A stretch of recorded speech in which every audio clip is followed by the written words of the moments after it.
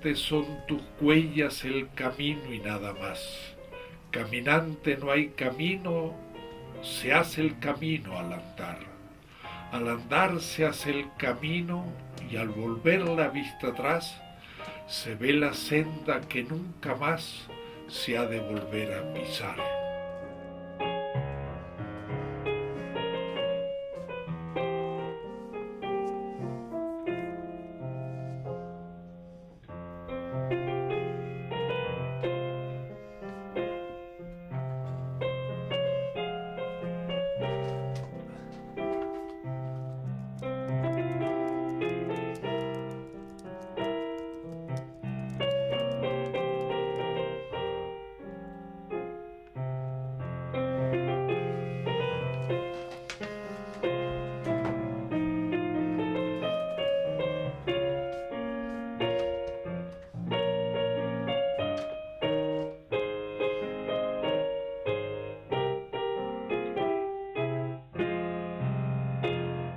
Intentaremos hacer una experiencia que es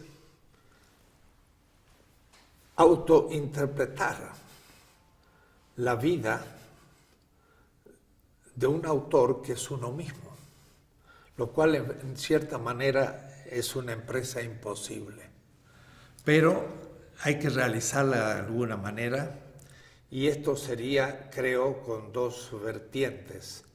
Pensarla, esa vida en el tiempo y hacer un recorrido cronológico, pero también pensarlo en el espacio, porque en el tiempo el autor o el sujeto se va abriendo a distintos horizontes. La patria pequeña primero, luego otros horizontes culturales, Europa, el Medio Oriente, América Latina, Estados Unidos, África, Asia, que son mundos, espacios, pero espacios culturales que el autor o el sujeto va descubriendo y por la presencia en ese lugar va también entendiendo aspectos que no se pueden estudiar si no se pueden tener como una experiencia.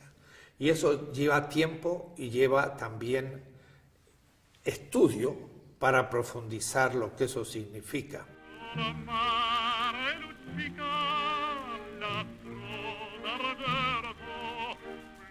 La vida de un autor, creo, comienza por la vida de su familia.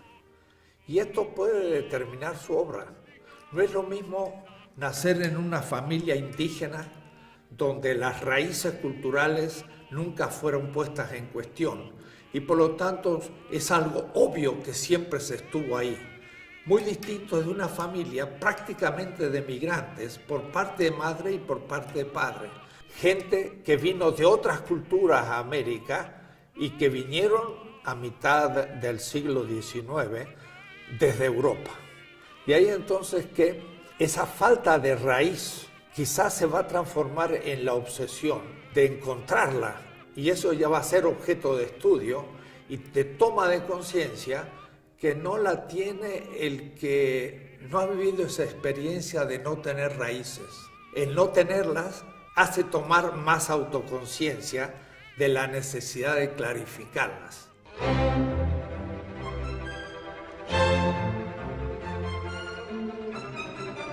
La familia de mi padre era alemana.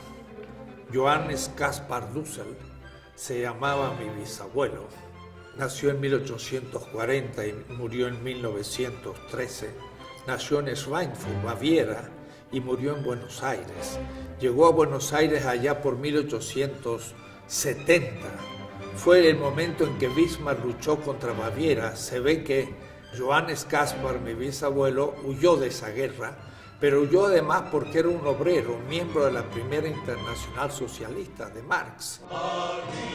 Y en Buenos Aires, con otros amigos, fundó lo que se llamaba el Vorwärts, que era la vanguardia del Partido Socialista. Y él, como carpintero, hizo los muebles de la primera casa del pueblo de todo el continente, muebles que fueron quemados en 1945, cuando hubo un levantamiento contra Perón y se persiguió a la izquierda y ahí se quemó la sede del Partido Comunista en Buenos Aires.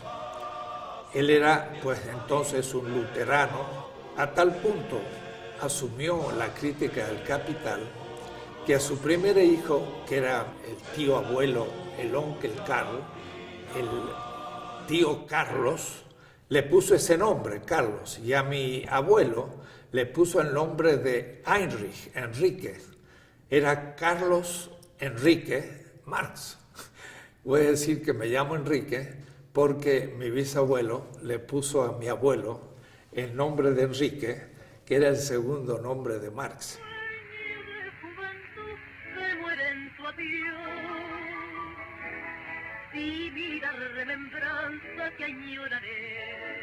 La familia después se transformó en comerciantes y mi padre ya era un profesional, fue estudiante en Córdoba. En la época de la reforma universitaria, grandes movimientos estudiantiles, allá por 1918, joven médico de pueblo, yo sentí siempre el honor de ser hijo del doctor Dussel. La gente lo quería muchísimo, era un médico a la antigua, que con su auto llegaba hasta que terminaba la huella y después seguía a caballo a ver a su gente.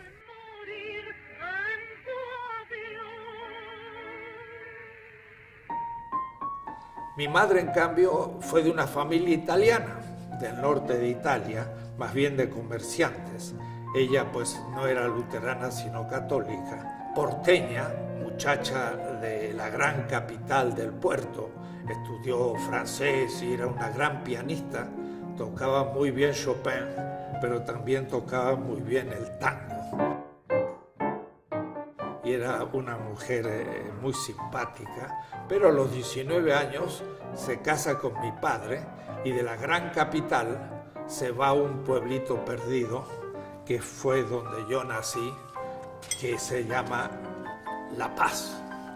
Este pueblo se llamaba Colocorto en la época colonial y producía trigo, pero el río Mendoza después se fue secando y por eso entonces que La Paz se transformaba lentamente en un desierto. Pueblito pequeño de 5.000 habitantes con calles de tierra, de a caballo, con olor a viñas, a vino, a frutas. Era una infancia totalmente en tierra adentro, era una infancia feliz, diría yo, en contacto con el pueblo, con la gente más simple. Había indígenas, pueblo originario, lugar de gran temperatura en verano, 40 grados de calor, y bajo cero en invierno, un clima muy duro, pero ese desierto me va a hacer entender cuando después esté en La Mancha, en España, y el desierto arábigo en el Medio Oriente. Van a ser desiertos que para mí van a tener una significación como originaria. Mi padre, médico, fue sin embargo expulsado de su trabajo en el ferrocarril. En esa época el ferrocarril era inglés y en plena guerra, como era de familia alemana, los ingleses lo echaron. Entonces debió dejar el pequeño pueblito y fuimos a la gran capital. Yo diría que eso fue para mí el primer gran exilio. Fue un choque brutal, el ir desde un pueblito pequeño de a caballo a una gran ciudad llena de cemento. Buenos Aires en los años 40 era quizás la ciudad latina más grande porque era más importante en esa época que Madrid, Barcelona, Sao Paulo o México. Después ocupará otro lugar. Fue una experiencia importante de vida urbana. En Buenos Aires viví lo que fue el golpe militar de Perón y los militares contra los gobiernos oligárquicos y fue el comienzo de mi experiencia de colegio primario. De ahí fue ya el pensar el retorno de la capital. Mi padre se especializó a la capital de la provincia de Mendoza. Dichoso tiempo aquel de la niñez maravillosa. Mendoza es una ciudad de 500.000 de habitantes, una ciudad del interior, conservadora, con mucha personalidad. Allí yo voy a vivir 2 experiencias, creo, importantes. Primero, una militancia. Había movimientos juveniles de interés, porque el niño de 8, 9, 10 años se sentía responsable de grupos, tenía que hacer reuniones semanales, tenía que hacer acta de las reuniones, tenía que hacer exposiciones de temas. Eran grupos cristianos, de parroquias, se llamaba la Acción Católica. De esto habla Gramsci en Italia, porque en realidad era un sistema italiano que se reprodujo en Argentina. Esta experiencia militancia llegaba a un punto que, por ejemplo, a mis 15 años teníamos que organizar un campamento en la montaña donde nos íbamos con jóvenes un mes entero. Era responsable de organizar la comida, las expediciones a la montaña, reuniones de fogón a la noche para cantar.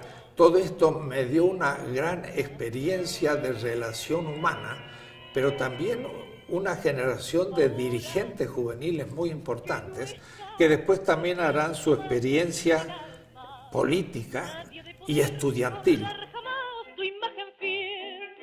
Yo fui presidente del Centro de Filosofía en la universidad, fundador de la Federación Universitaria de toda una región, y pues estuve aún preso en algún momento cuando se levantaron los estudiantes, en ese caso en contra de Perón.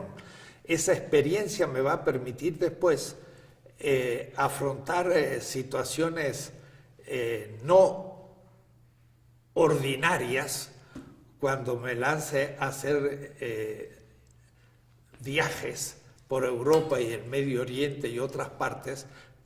Venía de la experiencia que yo tenía de andinista, no alpinista, que me podía poner un mochila en el hombro y salir a caminar, poder dormir en una tienda en cualquier lado, y eso me va a dar muchas posibilidades en el futuro.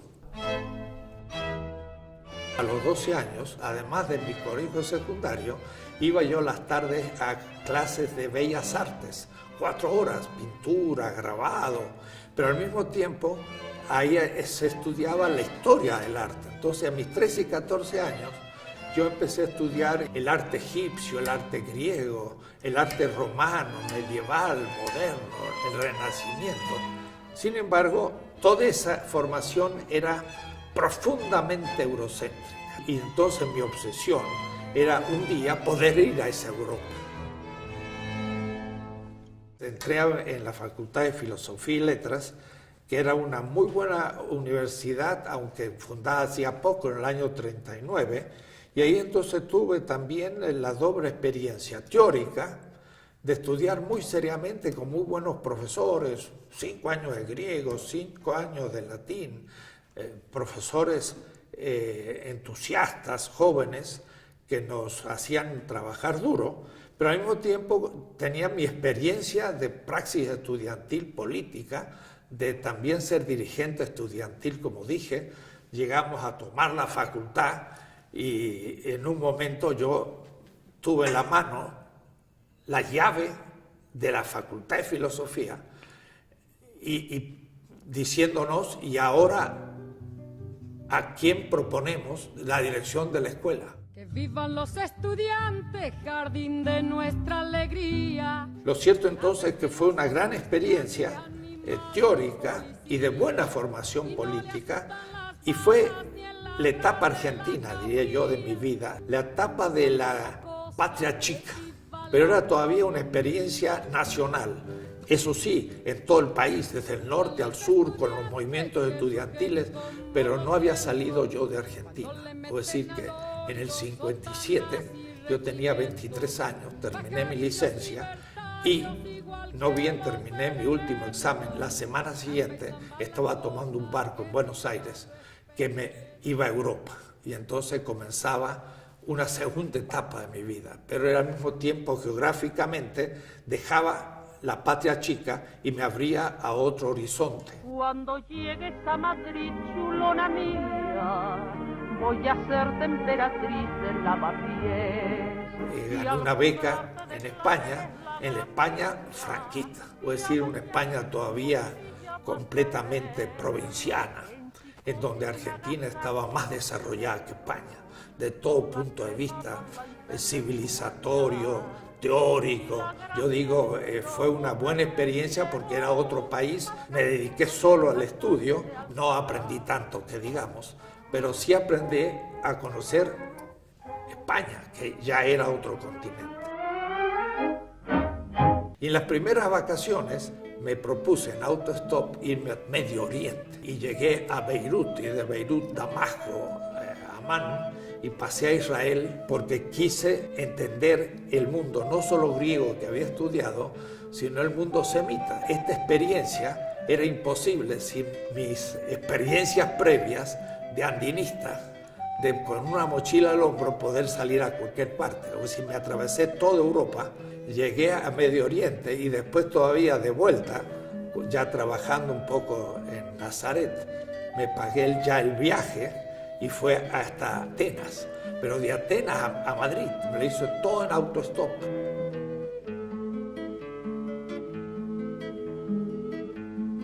Esto me abrió un campo gigantesco de lenguas, de pueblos, de gente, de clases sociales y sobre todo siempre yo visualmente como un hombre de bellas artes, lo que más me impactaban eran las grandes obras arquitectónicas.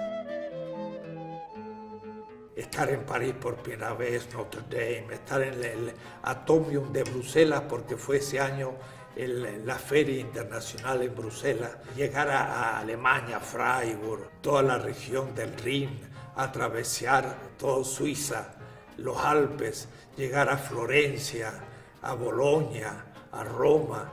Eran experiencias tremendas para un joven que por primera vez veía estas cosas. Pero no solo eso, llegar a Beirut, a lo que se llamaba el barrio de los mártires, atravesar los valles que están entre Beirut y Damasco en plena guerra siria-libanesa. Y se escuchaban los tiros porque estaban en guerra. Y me decía, ¿usted qué hace aquí? Bueno, yo voy haciendo autostop. Entonces yo llegué a Siria en un camión con soldados. Y yo ahí con mi mochila y de la montaña vi abajo Damasco. Y me fui a vivir con el barrio cristiano de Bab Tuma, justamente donde Pablo de Tarso, dice la tradición, que se convirtió y tuvo que salir de la ciudad de Damasco por un muro. Y ese muro lo conservan los cristianos todavía, es como si lo estuviera viendo hoy. Experiencias inenarrables de un viaje hecho a pie de tierra, o es decir, ni siquiera en tren, sino de auto en auto, de camión, yendo con la gente, teniendo que poder hablar con ellos. Volví a España, terminé mi doctorado y en el 59 dejé España y me instalé durante 2 años en Israel. Shalom Aleichem, Malache HaShalom, Malache Elyon. Esta quizá la experiencia subjetiva, cultural y hasta espiritual más fuerte en mi vida, porque ahí hubo que dejar todo. Las lenguas que tenía no servían, las experiencias aún de subjetividad que tenía tampoco servían.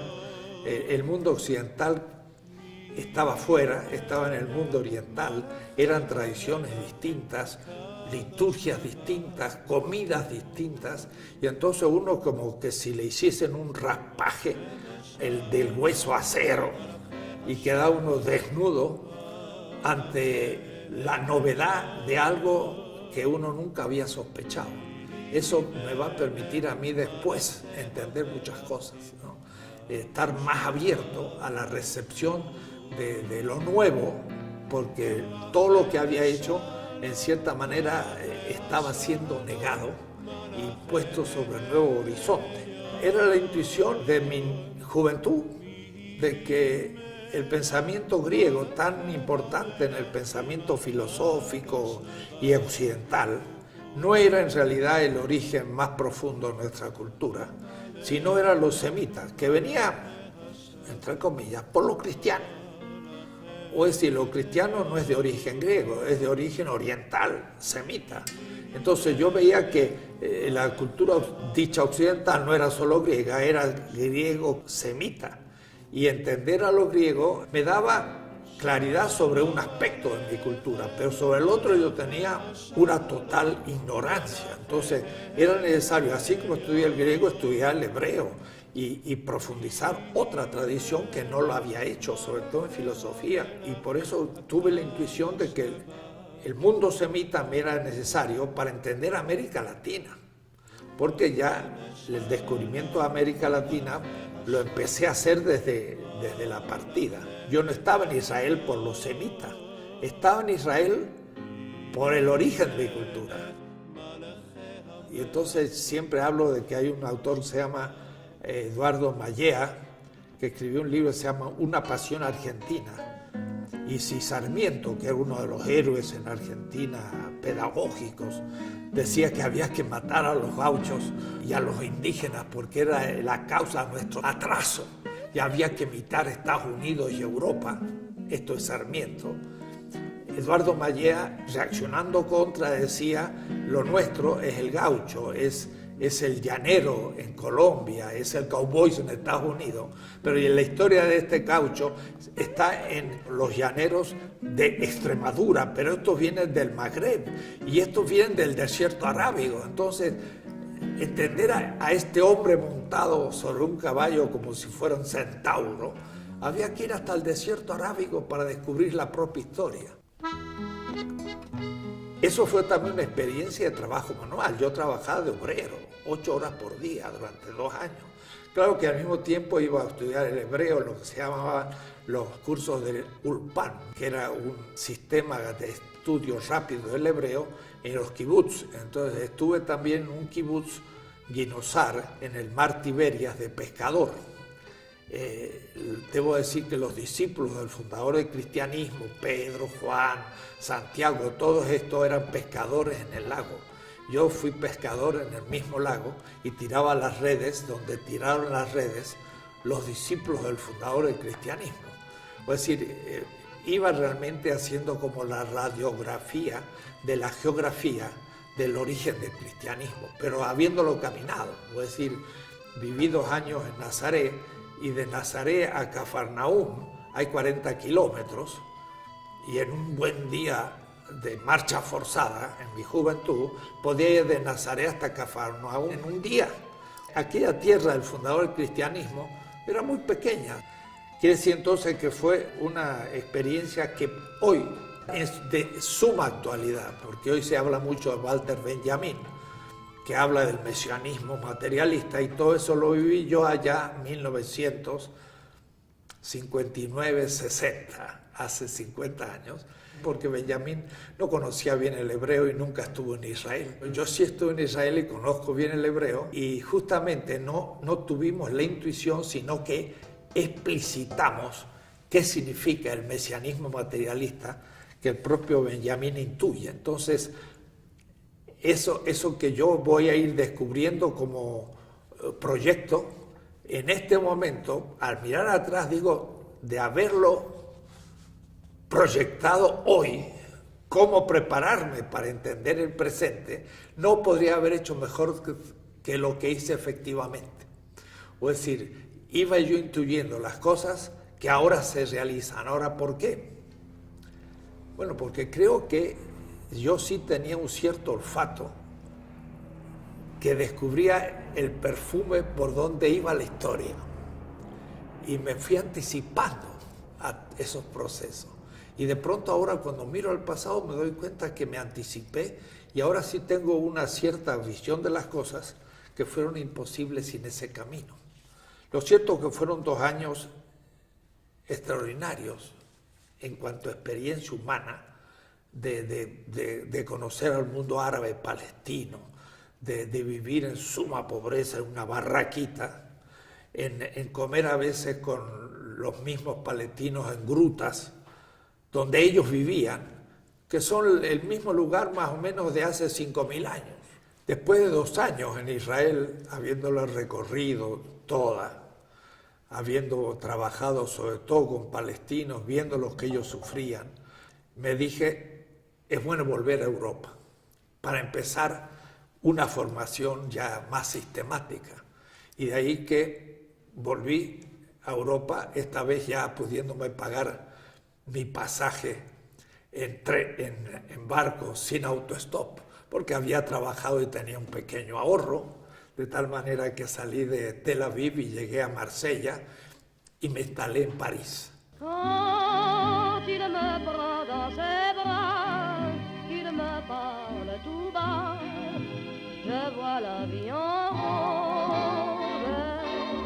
En el año 61 hasta el año 67 voy a estar 4 años en Francia y 2 en Alemania. En París llegué a la Sorbona, donde estaba Paul Ricoeur, un gran maestro, que ese año justo dio las clases sobre la simbólica del mal. Justamente la simbólica del mal fue la interpretación del mito prometeico, de Prometeo griego, que cumplía todo por necesidad, y el mito adámico, Adán, que tentado instaura la historia. Entonces él hace un gran análisis de un mito griego y un mito semita, justo que era mi intuición. Entonces por eso que en París escribí el humanismo helénico, que era lo prometeico, y el humanismo semita, y son mis primeros 2 libros. Pero también en París, que yo trabajaba de bibliotecario para poder sobrevivir, voy a después escribir el choque del pensamiento semita cristiano con el pensamiento helénico y qué va a pasar durante siglos que se van a ir combinando las 2 culturas. 2 culturas que en el siglo XV va a llegar a América con Colón, con Cortejo Pizarro, que va a ser una historia europea que va a chocar contra el indígena, que va a ser el extremo oriente del oriente, y entonces se va a ir completando mi visión de la historia, que al mismo tiempo lo estaba viviendo.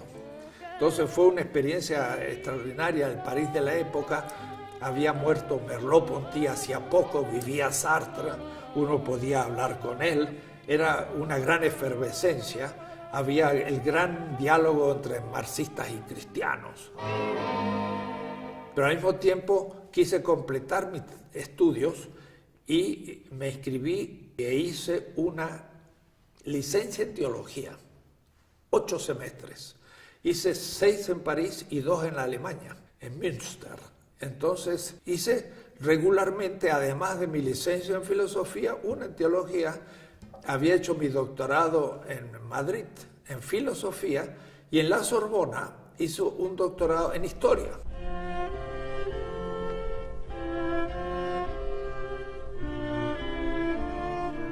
Y lo hizo sobre un tema latinoamericano, que era la defensa del indio en el siglo XVI por parte de los obispos en ese primer siglo de nuestra historia. Y descubrí entonces la centralidad de Bartolomé de las Casas. Yo iba desde París al Archivo de Indias en Sevilla y ahí leí miles de documentos inéditos e hice una tesis larga, 8 volúmenes, de tal manera que fue época de mucho estudio, de completar una historia latinoamericana y al mismo tiempo pues también terminar de tener una visión filosófica todavía eurocéntrica. De ahí también estuve en Alemania. Después de 2 años de París, conseguí una beca en un instituto en Maguncia, el Instituto de Historia Europea, pero en vez de estudiar Historia Europea le propuse al profesor Lorz estudiar el siglo XVI, que era su especialidad, pero en América Latina, y eso me permitió estudiar la defensa del indio en el siglo XVI, que me permitió también conocer América Latina desde Durango a Buenos Aires, recorriéndola por todas partes con documentos del siglo XVI, viendo hasta qué punto el indígena había sido dominado, había sido humillado, había sido realmente oprimido. Entonces mi visión ya era siempre ponerme en el lugar de los débiles, del oprimido, del otro, que era la conclusión de la experiencia de Israel y de Nazaret. Porque en Nazaret, el fundador del cristianismo, un día fue a la sinagoga y abriendo el rollo de Isaías en el capítulo 61 dijo: el Espíritu del Señor está sobre mí y me ha consagrado para dar una buena nueva a los pobres. Esa era la regla de vida de la comunidad, de la cooperativa de construcción de Nazaret. Una buena nueva a los pobres. El tema del pobre fue la obsesión. Y entonces el pobre era el indio, y se trabajó el indio, y por eso entonces toda mi teología la hice desde el punto de vista, desde el pobre, era ya el Concilio Vaticano, y al mismo tiempo lo hacía también en filosofía.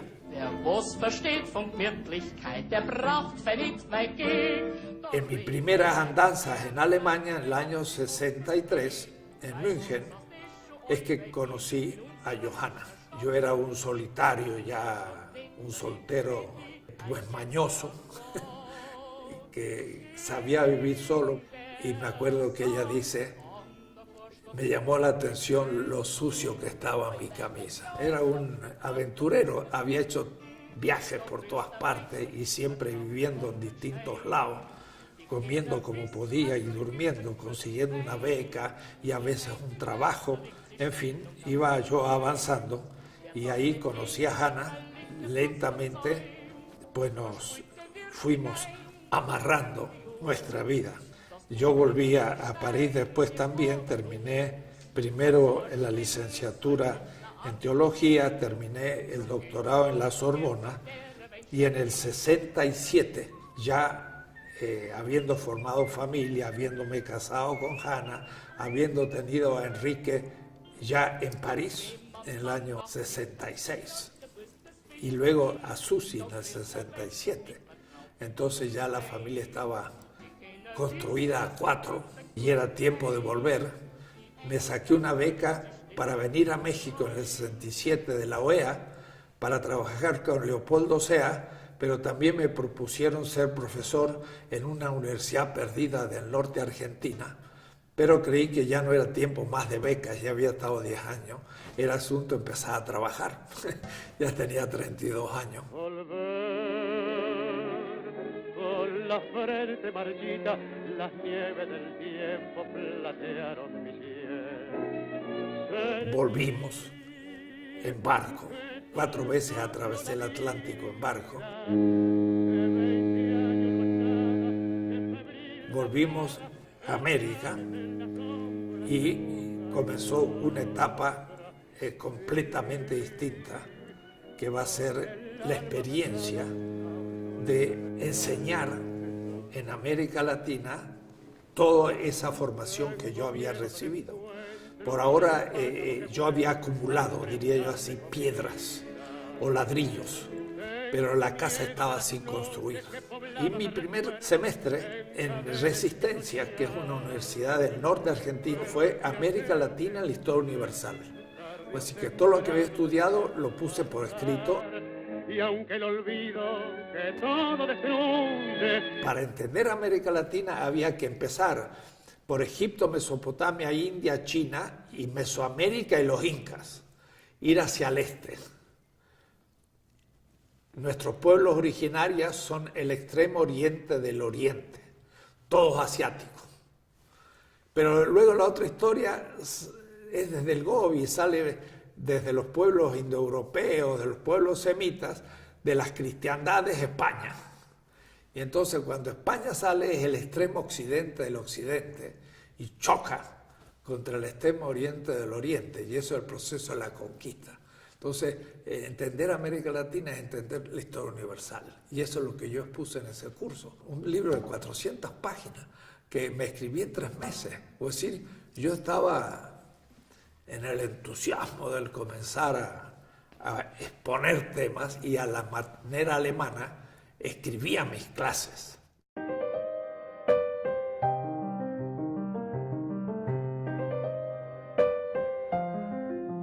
Pero no bien llegué, me llegó una carta de Quito de un periodista que era también director de un instituto que los obispos latinoamericanos habían organizado en Quito, que se llamaba Instituto Pastoral de América Latina, donde unos 200 sacerdotes, religiosas, laicos, gente militante, se reunían 4 meses para repensar su formación en vista de las novedades que había en América Latina. 1967, un año antes del 68, de Medellín, de París, de Berkeley y de Tlatelolco. 200 personas adultas entre 30 a 50 años, de todos los lugares de América Latina, desde los chicanos en Estados Unidos, argentinos, bolivianos, cubanos, todo, una gente muy diversa a la que había que hacerles repensar. Y yo, 32 años, más jóvenes que yo, era el responsable del curso de historia. Entonces le mandaba toda esta historia mundial, mostrándole el significado de América Latina. Era un golpe, yo sé, tremendo. A la gente les daba vuelta la cabeza, porque todos tenían una formación eurocéntrica y esto les permitía repensar todo.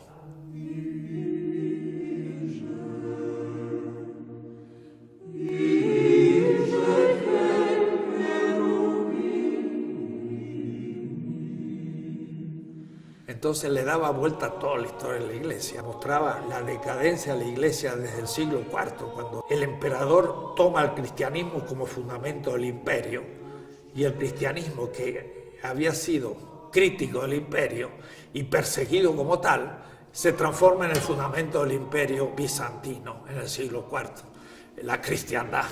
Y esa cristiandad es la inversión del cristianismo, porque en vez de estar por los pobres, ahora justifica al imperio. Y eso es lo que nos llegó a América, no el cristianismo, sino la cristiandad.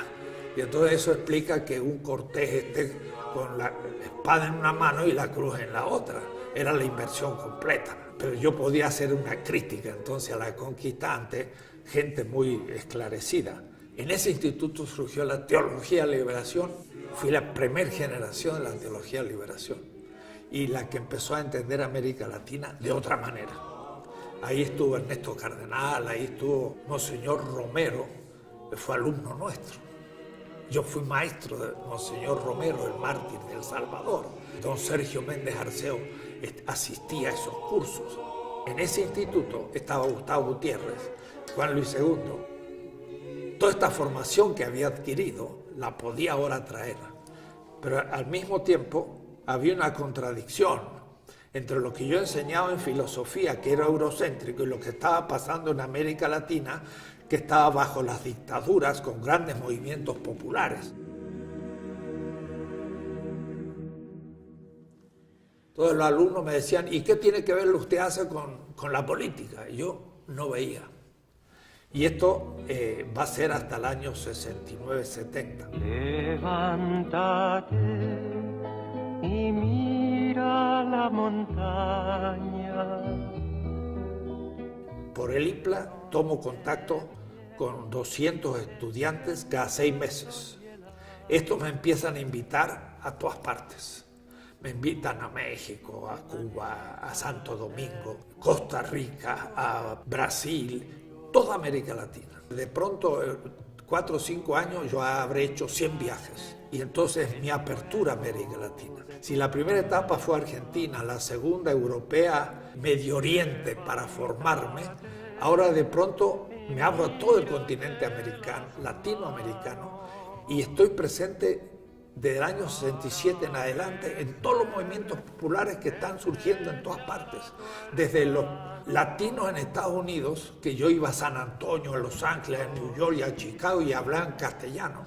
No sabía inglés, pero se podía hablar, hasta todos los demás países. Entonces tenía yo una experiencia de cómo iba subiendo la conciencia crítica revolucionaria. 67 es después de la muerte de Camilo Torres y la muerte de el Che Guevara. Y es una etapa de guerrillas en América Latina, de cristianos metidos en la guerrilla de los montoneros, de los guerrilleros heroicos en Bolivia, y toda esta gente eran alumnos nuestros, míos. Y yo enseñaba, pero al mismo tiempo aprendía. Y entonces iba surgiendo un pensamiento latinoamericano muy adecuado a lo concreto. Amén, amén. Esa infinitud de viajes por América Latina, en los más diversos e inimaginables auditorios, porque puede haber tenido un auditorio de 500 afros, negros. Por ejemplo, en la parroquia de San Miguelito, en Panamá, donde había una gran palapa enorme, que era como el templo, todo abierto, porque Panamá, y todos africanos, hablándoles de historia, ¿no? O lo mismo teniendo indígenas en Bolivia, o teniendo estudiantes aún en México, y en fin, auditorios los más extraños tenían estos años. Y al mismo tiempo yo era profesor, y me tenía que dar mis tiempitos para salir. Y en ese momento sí, era muy duro para la familia, porque yo salía.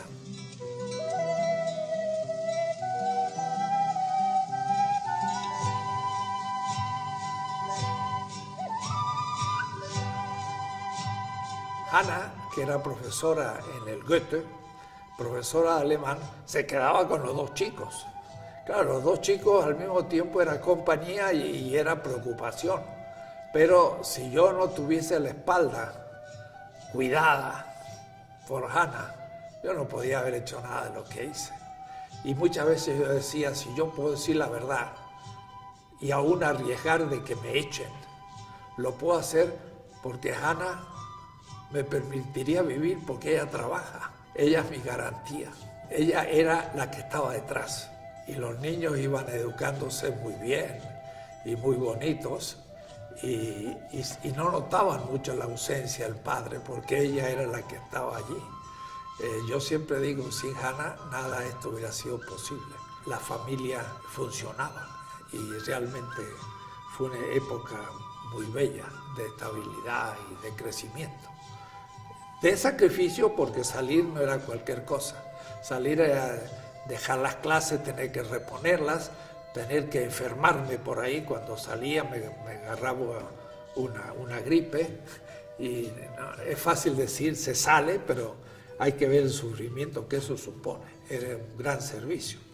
Pues estos fueron años del año del retorno, del 67, hasta el 69, con esta experiencia latinoamericana en base sobre todo a la historia.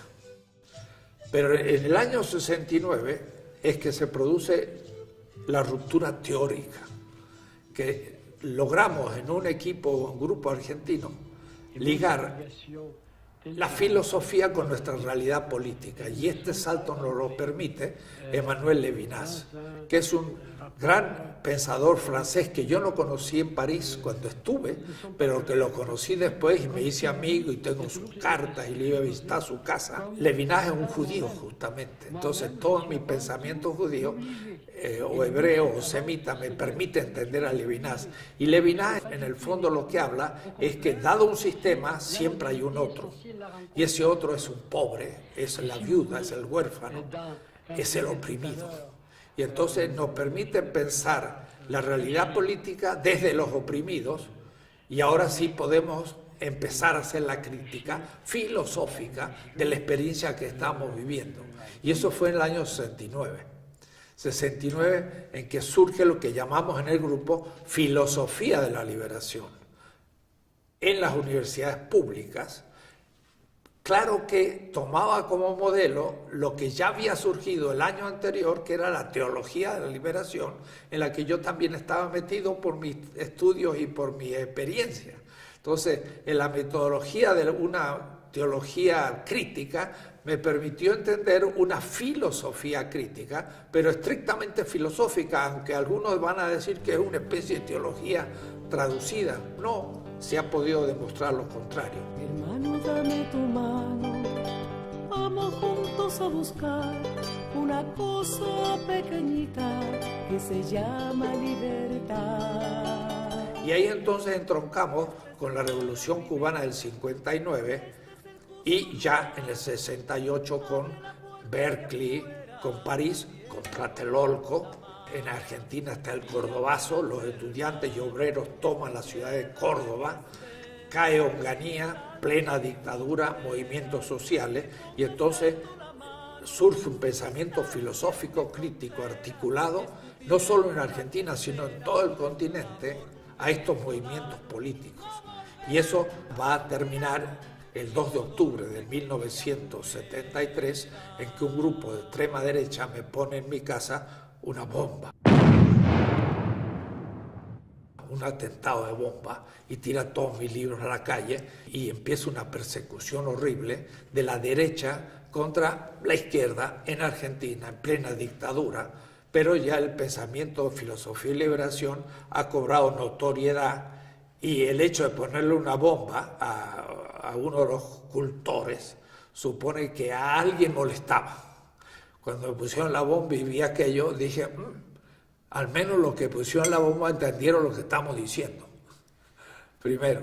Y segundo, me acuerdo, el Enrique vino con su osito blanco, él tenía 7 años, por ahí, eran las 2 de la mañana, y me dice, papá, ¿qué pasó? Y se veía un boquete de la pared, y él salía de la cama, ¿no? ¿Qué pasó? Y yo, la verdad es que estaba muy tranquilo, porque no me interesaba la bomba, me interesaba qué hubieran podido poner para después acusarme que era un guerrillero, que tenía armas, panfletos y todo. Entonces, la bomba era lo de menos, la cuestión era lo demás, lo otro que podrían haber hecho, que después por suerte no hubo nada. Yo siempre le dije a mi hijo, mira, pues, ¿te acuerdas de lo que le hicieron a Jesús? Pues esto mucho menos. Entonces, él me vio tan tranquilo y me vio explicando las cosas así, que se fue a dormir y se durmió tranquilo y no tuvo ningún trauma sobre la bomba. Mi hija, la Susi, le cayeron hasta unos vidrios de la ventana sobre su cunita, esa ni se despertó. Sueño pesado. Entonces tampoco le influyó. Así que ellos no vivieron una experiencia psicológica de algo tan brutal como que me pusieron una bomba. Tuvimos que salir de la casa durante un tiempo porque podría haber cosas peores, en fin. Lo cierto es que fue todo el enunciado de lo que se va a llamar filosofía de liberación. Esos 5 años, del 70 al 75, yo voy a publicar cada año uno de los tomos de Para una ética de la liberación latinoamericana.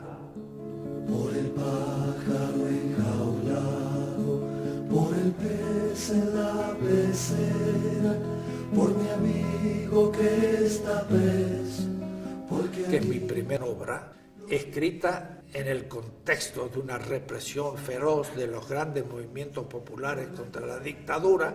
Todo eso se deja ver en la obra, que no es una pura obra teórica que hay que leer como argumentos, sino que hay que leerla en el contexto de una persecución muy concreta y que hay que tomar muy en serio lo que acontecía. De ahí que escribí un artículo que se llama Una década argentina y el origen de la filosofía de liberación.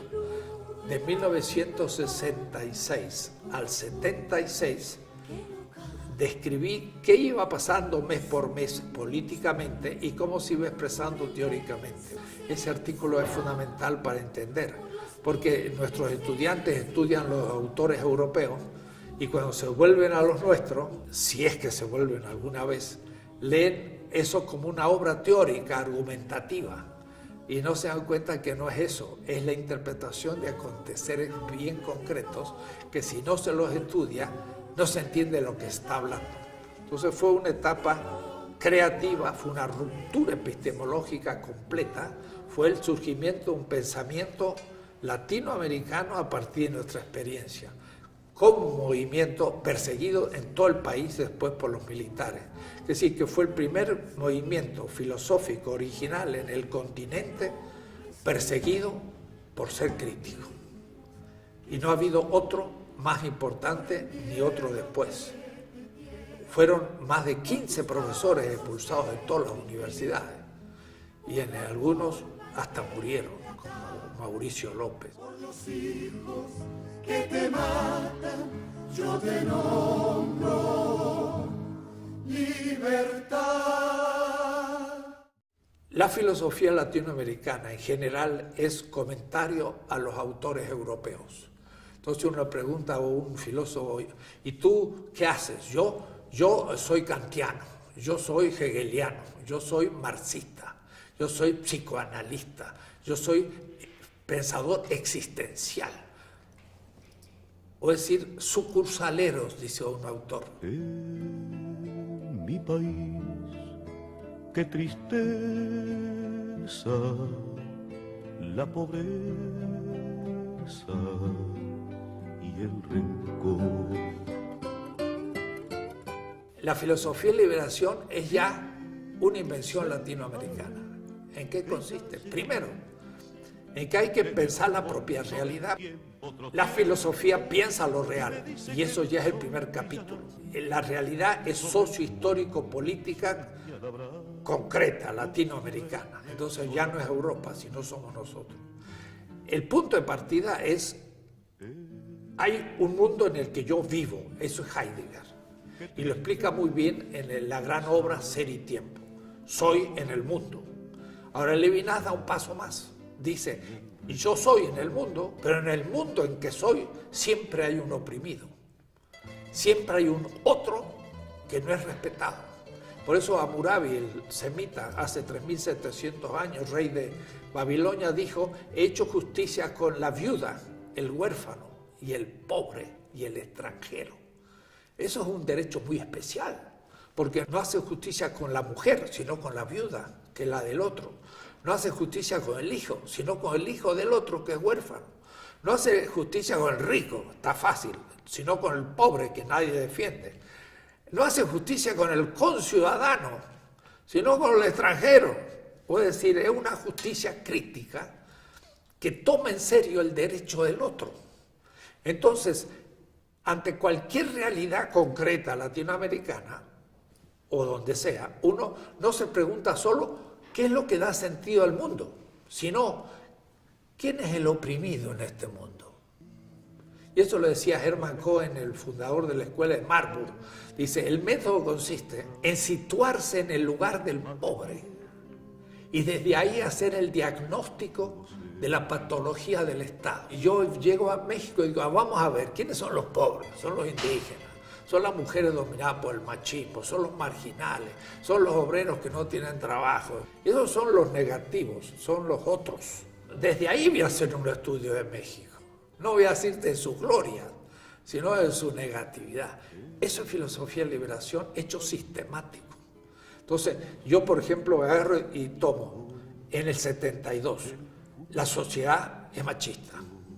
¿Quién es el oprimido en el machismo? La mujer. Canta mi pueblo una canción de paz. Parménides, el griego, dice, el ser es, el no ser no es. No dice eso, dice, el ser es griego. Lo no griego no es, son los bárbaros.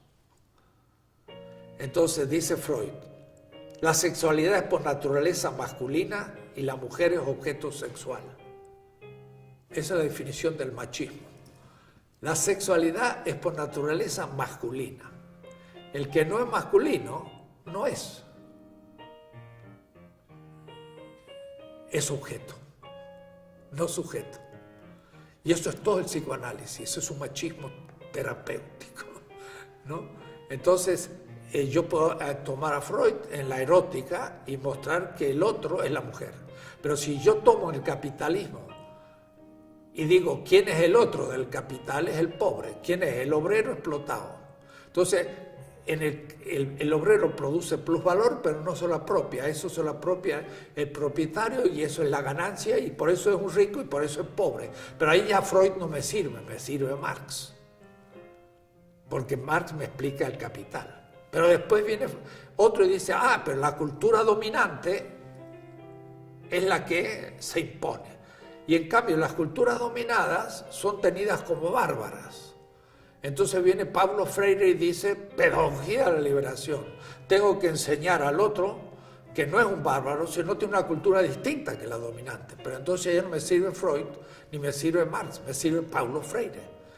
Y en cada uno de los horizontes de dominación hay otros autores y hay otros discursos. Y entonces todos esos discursos son filosofía de liberación, porque tiene que decir qué es totalidad, qué es exterioridad, por qué se aliena al otro, cómo se libera, y todo esto es un tema abstracto. Y ese tema abstracto, metadiscurso, es filosofía de liberación. Eso no es filosofía, no existía. Es una novedad latinoamericana.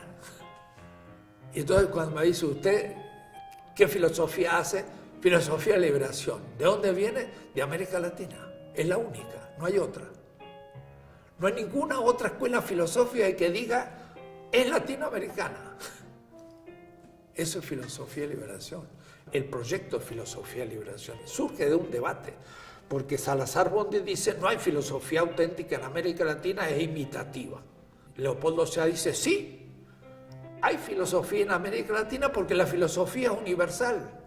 Y por lo tanto aquí hacer filosofía se ha dado siempre. Yo entro al debate, yo digo, filosofía auténtica no ha habido en cuanto latinoamericana. Y la filosofía es universal. Pero sí puede haber filosofía latinoamericana si partimos de la negatividad. O es decir, si nos preguntamos por qué no ha habido. Y si no ha habido, ¿cómo es que tiene que haber? Y entonces eso es filosofía de liberación. Pensar que no ha habido y pensar las condiciones para producirla y empezar a producirla. Ese debate se hizo en el 69-70 y de ahí surge una generación en Argentina que hicimos congresos con 800 profesores. En el año 1973 estuvo Salazar Bondi, estuvo Sea, Schwarzman, otros grandes filósofos, y se enfrentaron a 800 participantes de un congreso de filosofía y liberación en Argentina. Y no era público general, eran profesores, ¿no? Ellos vieron una cosa impresionante y Salazar Bondi dijo, esto es novedoso, y el mismo Leopoldo Sea escribió un artículo sobre qué significa filosofía de liberación, pero fue el primero, en el año 73, y esto había surgido antes. Entonces, yo escribí primero para una instrucción de la historia de la ética, y después método para una filosofía de la liberación, y para una ética de la liberación latinoamericana. En esos años del 69 al 75, yo produje como 7 obras, era una fecundidad tremenda porque había muchos inputs, había muchas sugerencias, y yo estaba viajando por toda América Latina y expresaba lo que estaba pasando en otras partes, no solo en Argentina, en México, Brasil, sino en otras partes que poca gente conectaba lo que se estaba produciendo ante las dictaduras, porque las dictaduras más o menos duraron del 64 al 84, 20 años. Y ahí se produce entonces el fin de esa época y el exilio. ¿Por qué me echan de la universidad? Me le echan, me ponen unas listas, los grupos de derecha de gente que van a asesinar. Había uno primero y yo venía segundo y eran como 10 que iban a asesinar. Entonces al primero, que era un amigo, Ezequiel Anderej, lo fueron a buscar a su casa. Él huyó al fondo, le tiraron un tiro, le pegaron una pierna y todavía vive y es rengo, porque saltó a la casa del vecino y lo persiguieron, pero se salvó. El segundo era yo, de la lista, ¿no? Digo, la cosa va en serio. Me echaron de la universidad, quedé a la intemperie sin protección, dije me voy. Y había estado en México justo antes y se estaba fundando la Metropolitana. Entonces estuve en abril y ya tomé contacto con mis amigos y dijo, me vengo a México. Entonces volví a Argentina, pero ya dije, me voy. Y cuando dije me voy, ya me dieron por ido. y bajó el nivel de la tensión en la casa, ¿no? Si Jano hubiera sido una argentina, yo me hubiera quedado hasta el final y hubiera desaparecido en el año 76. Pero gracias que no era argentina, me fui yo primero y después se levantó la casa y se vino. Y eso nos salvó, de tal manera que en el 75, en mayo, yo me vine primero a San Antonio. Deep within my heart lies a melody, the song of old San Antonio. Porque entonces dije, yo no hablo inglés, yo hablaba alemán, francés, italiano, pero no inglés, nunca había estudiado en el mundo anglosajón. Y me fui a San Antonio un mes, me puse a trabajar intensivamente en inglés y después de un mes di una conferencia en Spanglish, en inglés español, sobre el dólar. Una conferencia fantástica, porque sabía que iba a necesitar el inglés en la nueva etapa. Entonces dejo Argentina y América Latina en cierta manera y me vengo a México.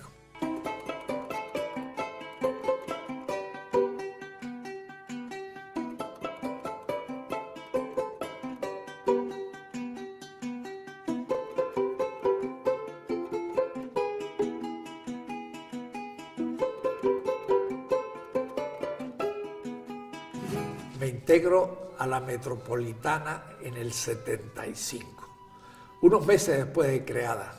México me recibió con los brazos abiertos y además la Metro estaba fundándose.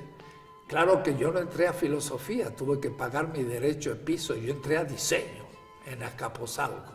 Ahí hicimos muy buenos seminarios y una etapa creativa bellísima, pero yo estuve 7 años de profesor ahí hasta que me pasé al departamento de filosofía en Iztapalapa. Entonces también fue un derecho de piso, como Aristóteles, que salió de Atenas y se tuvo que ir a Asos ahí a enseñar a un grupo de gente exilado de Atenas, porque Espeusipo fue nombrado el director de la Academia de Platón y Aristóteles, como era provinciano, lo tiraron para afuera, ¿no? Entonces yo también sufrí un poco, pero me fue muy útil y pienso en mi estética de la liberación, poder escribir la experiencia de Azcapotzalco.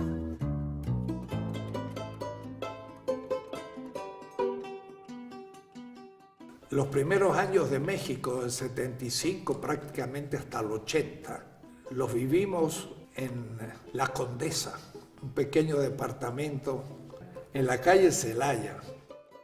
Y claro, los fines de semana o las vacaciones nos servían a la familia para salir al interior del país, ir conociendo Taxco y conociendo Puebla y conociendo regiones, pero además también para descansar. Pero yendo a Morelos descubrimos un lugar paradisíaco, Huastepec, y entonces ahí conseguimos una casita en diciembre del 79. Y eso permitió que yo y la familia saliéramos los viernes y volviéramos los lunes. Y yo trabajaba de viernes a lunes, sin sábado ni domingo de descanso, sino que era un descanso, porque ahí uno podía nadar, podía hacer caminar, ponerse en short, no había televisión, no había pérdida de tiempo. Trabajaba yo full todo el día, de la mañana a la noche, y aún soñando seguía los temas. Entonces solamente cuando un tema era bien soñado estaba hecho, ¿no? Y ahí entonces del 80 hasta el 2006, 2007, fueron años en que nunca estuve un domingo en México, en la ciudad. O estaba en el extranjero o estaba en Huastepec. Y fue entonces que trabajé a fondo Marx. Lo cierto es que entonces llegué a México queriendo estudiar el inglés y ahora entonces estaba yo mejor situado que en Argentina para el contacto con el Caribe y la Revolución Cubana, Centroamérica, el contacto con Estados Unidos, que no había yo hasta ese momento tomado ningún contacto con el mundo anglosajón.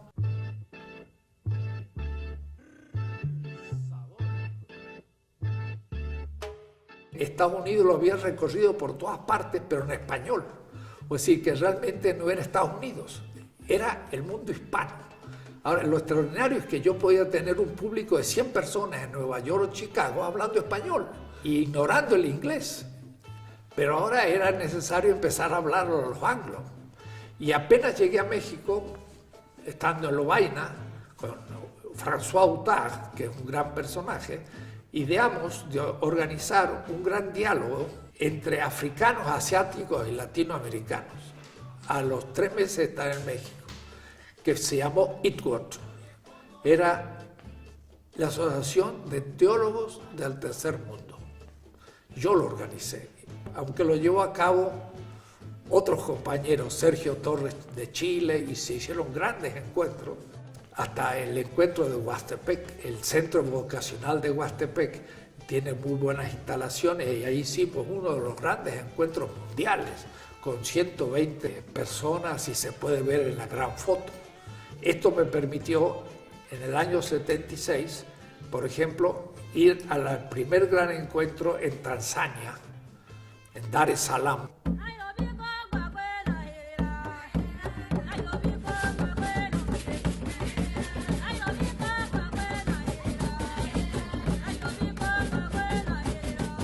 Estaba Nyerere, un gran presidente. Organizamos el primer diálogo, 20 latinoamericanos, 20 asiáticos y 20 africanos, discutir.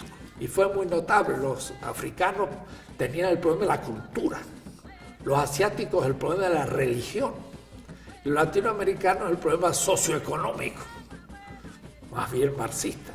Entonces fue un diálogo bien tenso, de no coincidencias, más bien de provocaciones.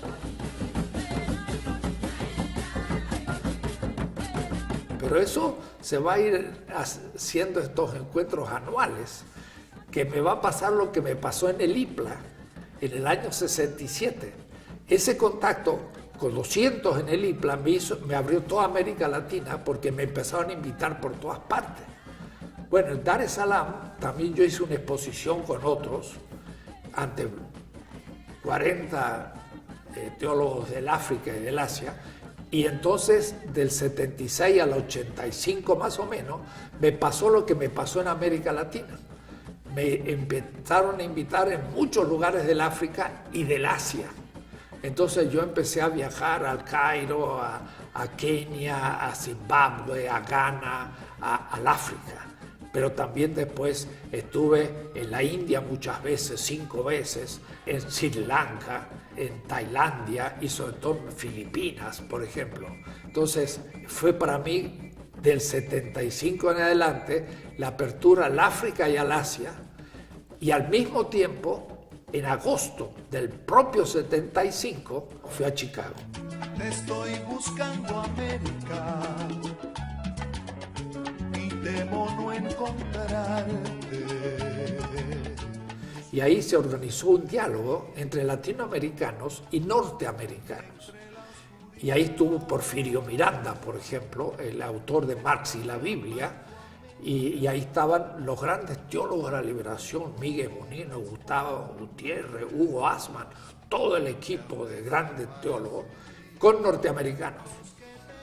Y entonces yo participé ahí también. Entonces ahí conocimos a grandes intelectuales norteamericanos y ellos nos conocieron a nosotros.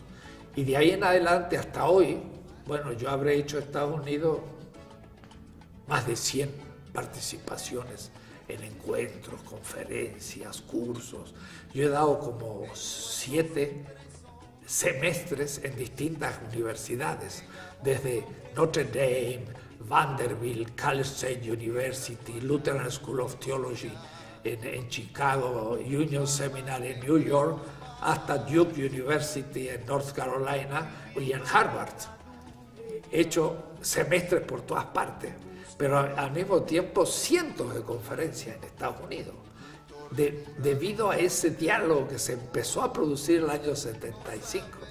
Lo mismo va a pasar en el Asia y en el África, y entonces va a ampliarse para mí enormemente la problemática, ya no solamente filosofía de la liberación desde un punto de vista teórico, la erótica o en la liberación de la mujer, la pedagógica, la política, sino también el tema cultural y el tema intercultural.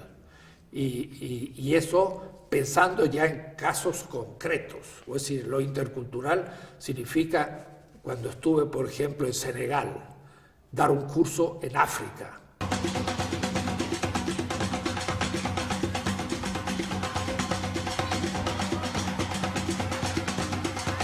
¿Cómo se expresa la filosofía y la cultura africana? Es imposible sin lo que ellos llaman los espíritus, y los espíritus de la familia. La gran categoría africana es la comunidad, pero la comunidad inhabitada por un espíritu, que es algo así como lo que Hegel llamaría el Volksgeist, el espíritu del pueblo, ¿no? Es una categoría ontológico, cultural, religiosa. Entonces, entender el África hay que verlo ahí, en contacto con la gente.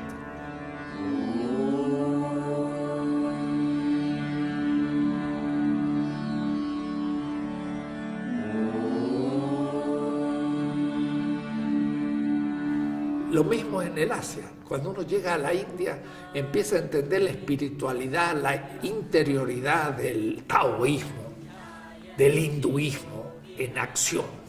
Y eso entonces me amplió de nuevo todo esto, de tal manera que ahora sí, al 83, 84, yo tenía ya la vivencia de las grandes culturas de este pequeño planeta. Ya el planeta se me había achicado. Y por ahí tenía casi claustrofobia, cómo salir de esta pequeña tierra. Ya, pero ahí al mismo tiempo como que se aquietó el querer tener las grandes experiencias culturales, pensándolas filosóficamente, y más bien era profundizar. La profundización venía por el repensar el tema del populismo, que había sido el tema equívoco en Argentina y también en buena parte de América Latina. Y eso entonces me hace pasar a la nueva etapa, que es en el 83, que este gran contacto con estos pueblos del sur y de Estados Unidos me amplió el ámbito cultural filosófico, pero había una ambigüedad profunda, que el tema económico del capitalismo no lo había captado a fondo. Y eso fue gracias a una crítica muy fuerte de Horacio Ceruti en la cuestión de pueblo-clase. Entonces, del 83 al 90, me puse a estudiar a Marx a fondo.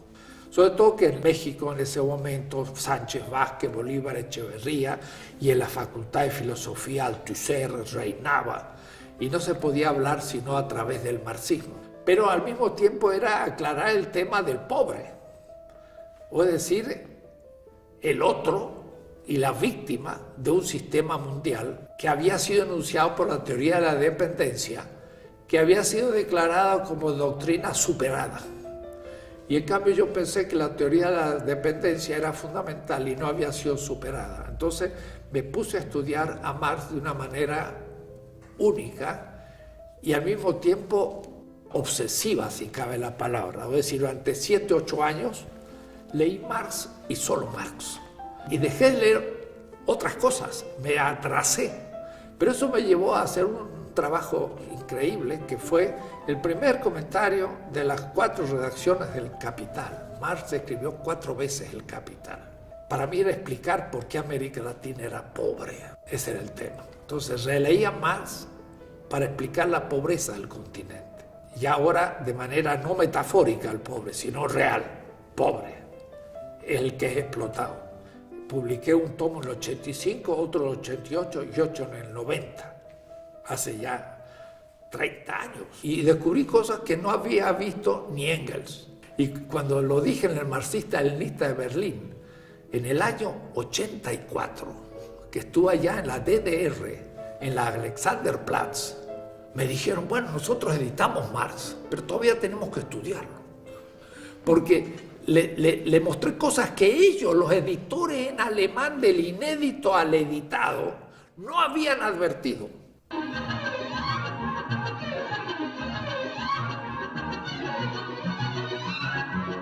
cosas muy precisas, que cuando Marx dice, en el plus tiempo, el plus trabajo, no se produce valor, sino se crea valor desde la nada.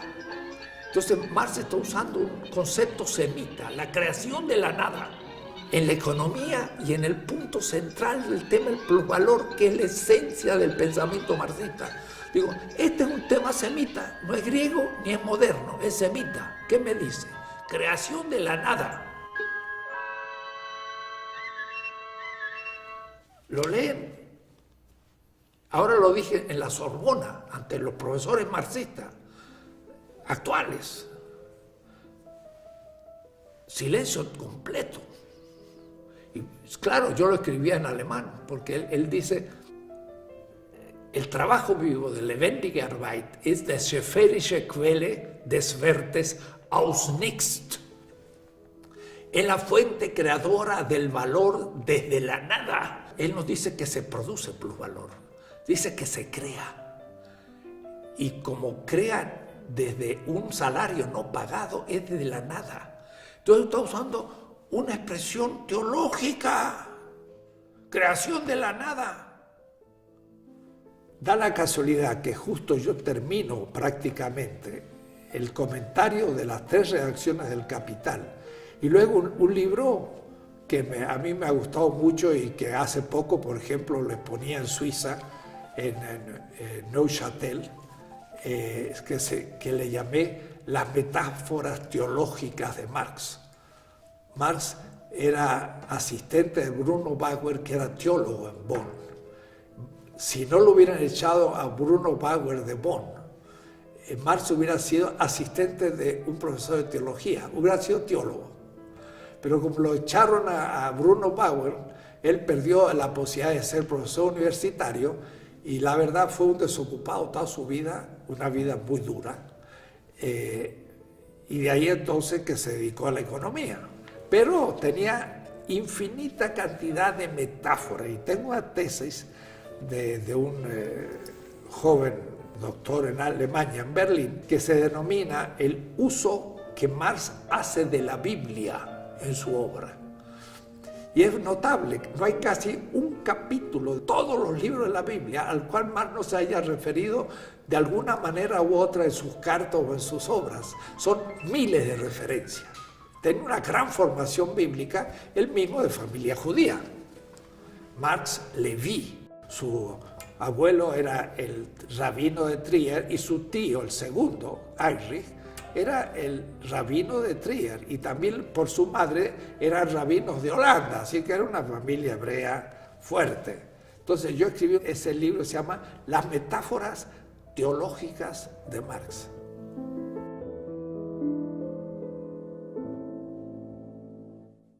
En el 89 termino justo de escribir el 4º tomo de Marx y mi amigo Raúl Forné Betancourt en Münster me dice, vente, vamos a comprar un libro. Y Münster es la tierra de mi señora, en una librería enfrente del Dom de la catedral.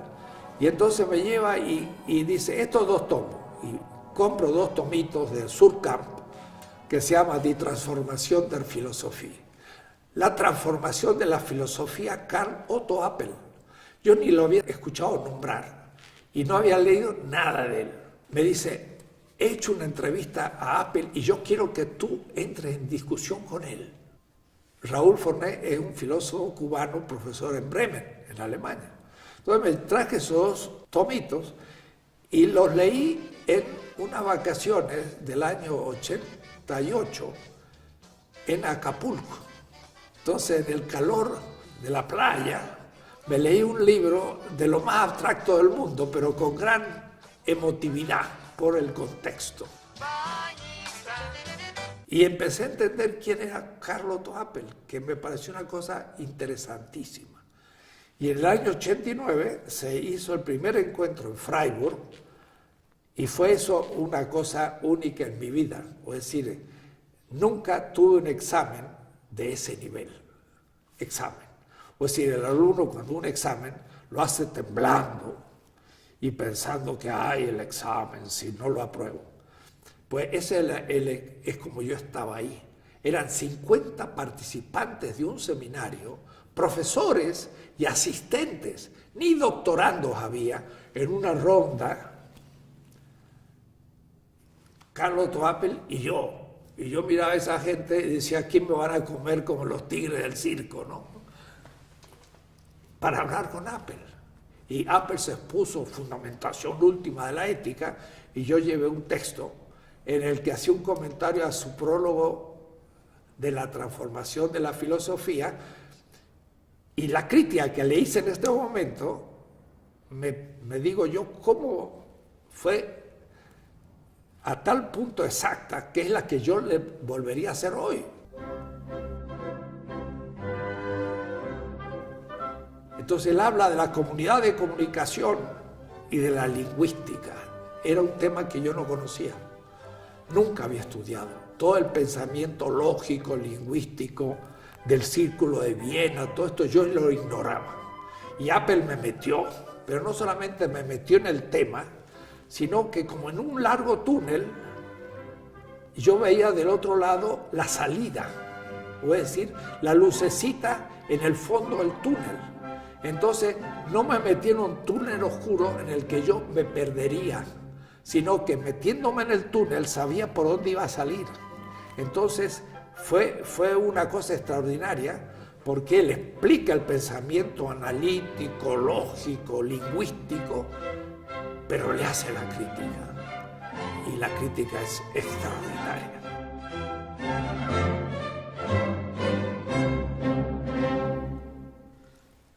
Entonces, a mí me permite cubrir una parte de mi formación que no tenía, pero al mismo tiempo hacer la crítica a esa parte que nunca la había asimilado, porque no estaba de acuerdo, pero ahora no solamente la comprendía, sino que la crítica que daba Apel es justamente lo que me había impedido poder descubrirla. Y entonces aprendí muchísimo en este diálogo con él. Pero desde el comienzo le dije lo siguiente: hay una comunidad de comunicación, para que haya consenso tiene que haber una participación simétrica. Pero ¿qué pasa si hay alguien que ha sido excluido de la comunidad de comunicación? Le apliqué la pregunta de Levinas. Hay una comunidad de comunicación en que estamos todos de acuerdo, pero hay un excluido que no forma parte de la comunidad. Por ejemplo, los españoles estaban de acuerdo que la conquista era justa, pero los indígenas no estaban de acuerdo que fuera, pero a ellos no le habían dado lugar. Apel habla de una ética de la comunicación, estoy de acuerdo. Marx habla de una ética de la justicia a nivel material, y estoy de acuerdo. Pero lo que pasa es que las dos son necesarias. Apel y Marx. Y Marx no conocía a Apel. Y Apel ha negado a Marx. Yo lo voy a articular. Entonces, para que un acto tenga pretensión de justicia, tiene que cumplir con las exigencias de la vida y cumplir con las exigencias de la argumentación. Ambas. Entonces, uní Marx, que había trabajado durante 8 años, con Apel, que trabajé durante años, y dije, hay una determinación formal de lo material y una determinación material de lo formal. Pero además hay otro aspecto, que es la factibilidad de lo que elija. Pero además hay otro más, que es que haga lo que haga, habrá víctimas, porque el acto perfecto es imposible. Y si yo tomo la víctima de punto de partida, pongo en cuestión todo lo anterior, la argumentación y el sistema económico de la vida. Y entonces me sale una ética sumamente diferente y critico todas las éticas contemporáneas, no solamente a Apel y al marxismo unilateral, sino al comunitarismo, al liberalismo, al pragmatismo y a las distintas escuelas éticas. Nunca la entendió. Ahora le estoy enviando la ética en inglés. Mi ética es una respuesta a Apel y una respuesta al marxismo desde América Latina. En el 99 me puse entonces ahora a decir, bueno, la ética es un nivel abstracto, la política es un nivel concreto. Y me puse a desarrollar la política. Y estos últimos años he estado en eso. He escrito 2 tomazos de 600 páginas de la política, ¿no? Que es mucho más que la ética, ¿no?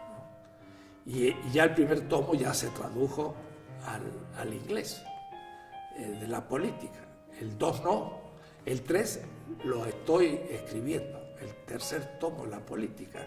Pero lo anticipé en un pequeño libro que se llama 20 tesis de política, que ese sí ha sido traducido al inglés, francés, italiano, alemán. Esa política ahora ya responde a lo que yo llamo la primavera política de América Latina. Tiene que dar instrumentos teóricos a los políticos para ser mejores políticos. No la crítica a la política, sino la gestión política. Y la izquierda siempre haber criticado al Estado. Yo digo, ahora ya no se trata de criticar al Estado, ahora es necesario definir cuál es el Estado nuevo que debemos crear. Algunos dicen, no hay Estado posible, y ahí empieza la discusión con los anarquistas, que dicen, el Estado es malo por naturaleza. Holloway, Antonio Negri, y yo digo, se equivocan. El Estado puede ser un instrumento positivo, pero hay que recrearlo, no hay que tomar el Estado liberal. Entonces, es una política positiva. Empieza a ser captada como una formulación de esta etapa positiva de emancipación en América Latina, que no es revolucionaria de la manera tradicional, ni siquiera socialista, pero que son gobiernos progresistas que van lentamente entrando a una nueva situación, que hay que saber mostrar cómo. Al final del 2012 y comenzando casi el 2013, diría que se va bosquejando una última etapa, pero que en realidad comenzó en el inicio, porque todo el tema de lo que estamos llamando descolonización epistemológica de la filosofía. Desde el comienzo vimos cómo en América Latina pensamos desde Europa y como comentadores, es decir, somos colonia intelectual y cultural europea y no tenemos conciencia de serlo, creyéndonos europeos. Pero lentamente se fue tomando conciencia de que América Latina era distinto, pero a veces no se logra formular la temática explícitamente y ponerle un nombre. Hace solo 4 o 5 años, con un equipo, Aníbal Quijano, Walter Miñolo y otros amigos, Nelson Maldonado, Eduardo Mendieta, latinos en Estados Unidos, colombianos, mexicanos, brasileños, hemos comenzado a llamar esto, como con Ramón Grossfogel también, la descolonización epistemológica. Es decir, las ideologías, la cultura, pero también la propia ciencia es colonial y no tiene conciencia de ser colonial. Descolonizarse es justamente liberar a la ciencia de manera que el que piensa desde el lugar de la enunciación propio, que ya no debe ser una colonia que subrepticiamente se piensa metrópoli, sino tomar el horizonte del mundo, donde el centro y la periferia son parte, y donde empezamos a dejar de ser colonia para transformarnos en miembros iguales de un mundo que ya se está construyendo ante nuestros ojos. Hace 10 años todavía hablábamos centro y periferia. Se empieza a hacer cada vez más difícil. Cuando una China, la India, la propia Rusia, el Brasil comienzan a ser parte plena del centro, pero ya no es más centro. Es un mundo multipolar, donde también Europa está en crisis. Y Estados Unidos tiene sí una hegemonía militar, pero ha dejado de tener una hegemonía ideológica y cultural, y hasta económica, porque vemos que la China crece y también otros horizontes. Quiere decir que el mundo está creciendo multipolarmente.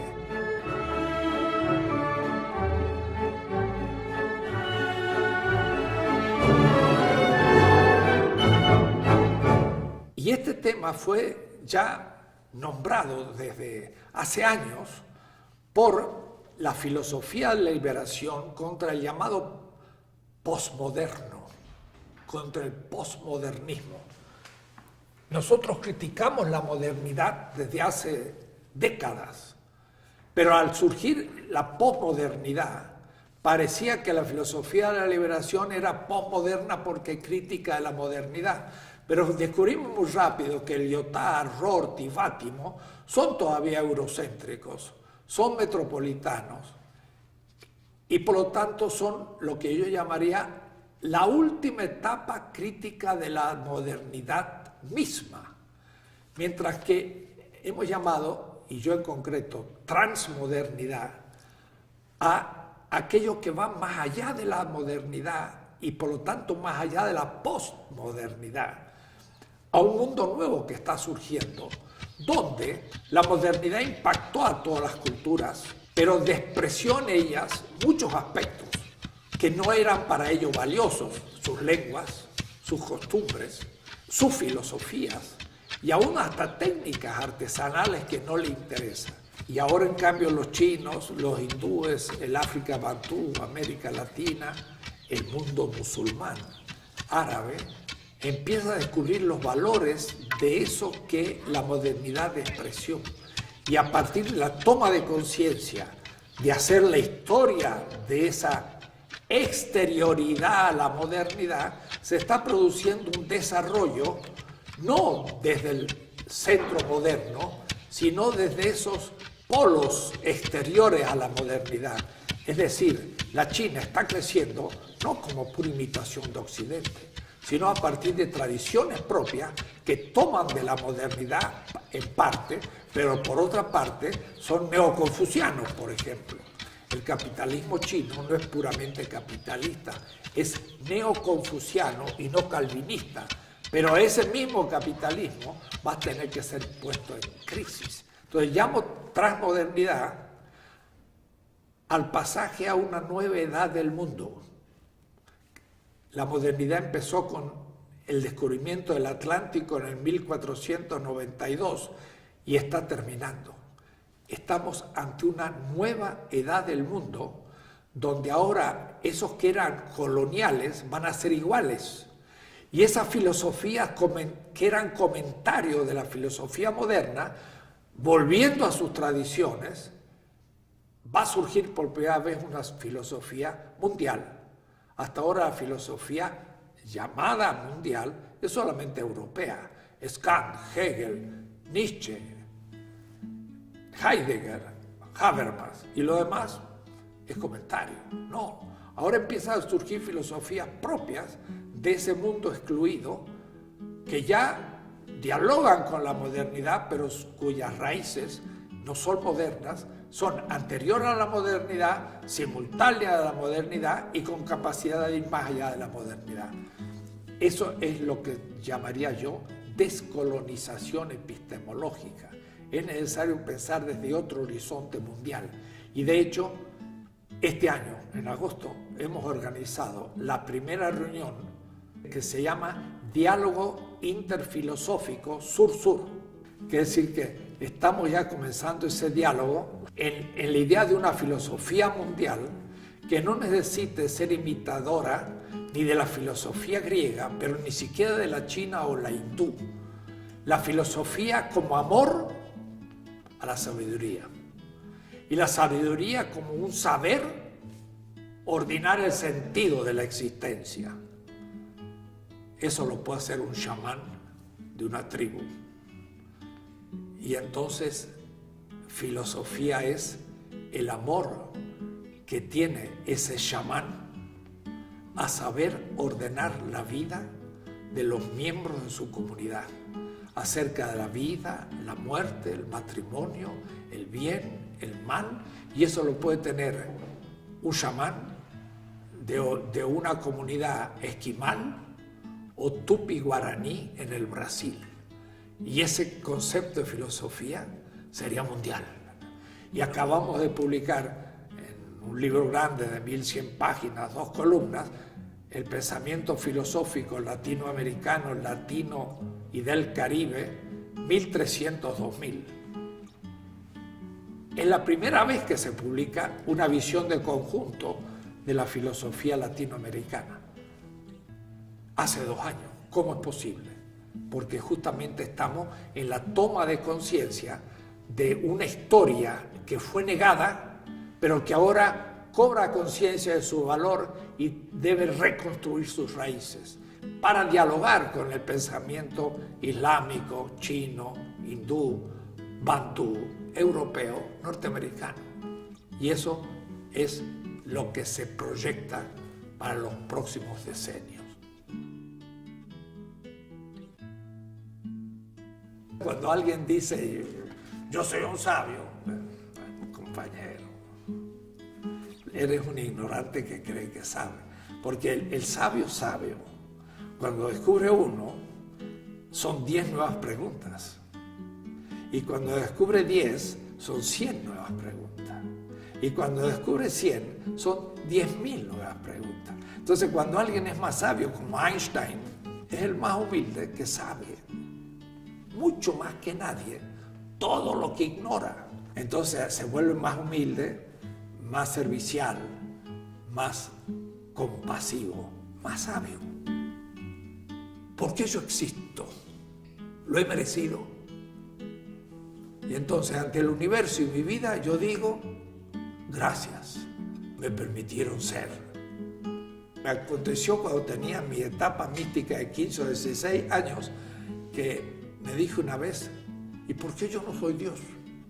Me dio rabia, como una rabia infinita. Y de pronto me vino como una gran paz. Dice, no soy Dios, pero soy. ¡Wow! ¡Qué bueno! Y me dio una gran alegría. Soy. Pudo nacer. Mi padre tenía millones de esperma y solo uno acertó. Y soy yo, lo otro pobre esperma. Fueron posibilidades. Soy. Gracias. ¿A quién? A quien sea. Vamos a andar en verso y vida tintos, levantando el recinto del pan y la verdad. Vamos a andar matando el egoísmo para que por lo mismo reviva la amistad. Vamos a andar hundiendo al poderoso, alzando al perezoso, sumando a los demás. Vamos a andar con todas las banderas trenzadas de manera que no haya soledad, que no haya soledad, que no haya soledad, que no haya soledad. Vamos a andar para llegar a la vida.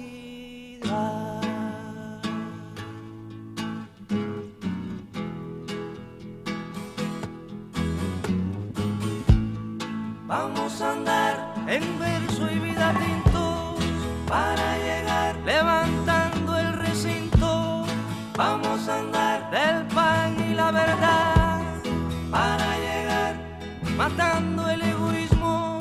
Vamos a andar para que por lo mismo, para llegar reviva la amistad. Vamos a andar hundiendo al poderoso para llegar alzando al perezoso. Vamos a andar sumando a los demás para llegar con todas las banderas. Vamos a andar trenzadas. Yo siempre digo que es como presagios. 1936, tendría yo 2 años, un sombrero, un chupón, una valijita en la mano y un triciclo.